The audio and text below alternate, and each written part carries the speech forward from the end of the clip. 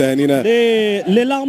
هذه دموع الفرح بالتأكيد. كان الأمر صعبا أمام فريق منظم جدا وكاد يسجل هدفا ثاني. يقول بأن فريقكم عرف كيف يتعامل مع مباراة الإياب بعد مباراة جميلة في الذهاب في الرباط. بلا شك بركان أبرز بأنه فريق يستحق التواجد في النهائي كذلك.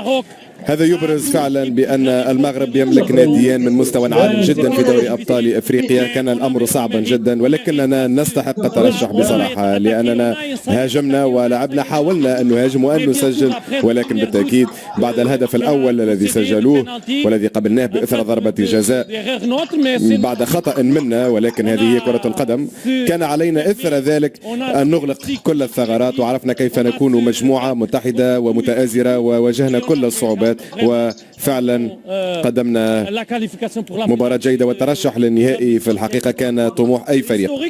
هذا تاريخي كذلك لكم. بعد غياب 40 عاما يعود الفريق. تم إقصاؤكم في ربع النهائي في السنة الماضية، ولكن في هذا الموسم عرفتم ونجحتم في الترشح للنهائي. تهانينا للجميع ولكل الجماهير التي أتت من مسافة طويلة جدا لتشجيعنا، أتوا لمساندتنا وساعدونا فعلا لبلوغ هذا النهائي.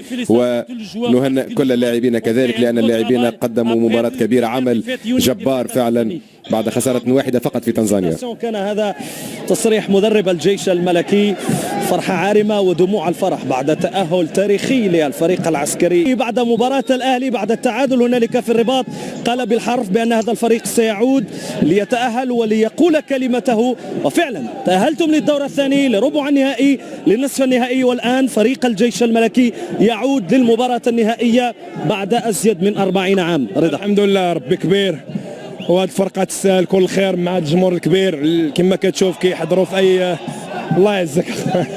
والحمد لله ربي كبير ونتمنى من الله يحفظك اخويا صافي، ونتمنى من الله ان شاء الله نحققوا اللقب ان شاء الله، حيت هذا الجمهور هذا هو الفريق الكبير يستاهل مع هذا الجمهور الكبير. الحمد لله. هنيئا لكم وبالتوفيق في مباراة النهائية. رضا، سنواصل مع قائد الجيش الملكي ربيع حريمات. ربيع، سعادة لا توصف لك شخصيا، للفريق ولكل الجماهير التي تنقلت. إنجاز تاريخي وتأهل تاريخي مستحق للجيش الملكي. والحمد لله على التأهل. كنبغي نشكر جميع مكونات فريق الجيش الملكي بما فيهم إدارة، لاعبين، جمهور. شنو نقول لك، فرحة لا توصف. هذا كان حلم ديالنا وديال الجماهير. الحمد لله أن الفريق عاد على يدينا. نقدرش نقول لك واحد الفرحة، فرحة لا توصف.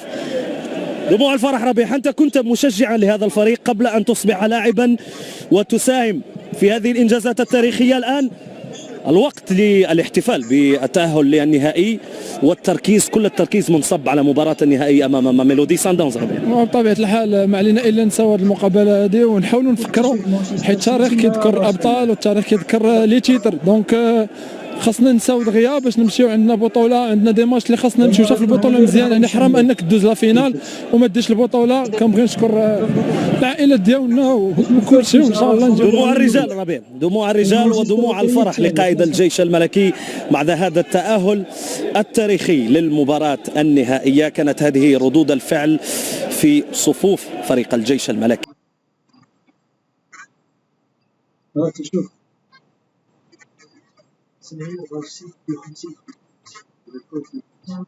الأولى ولا الثانية؟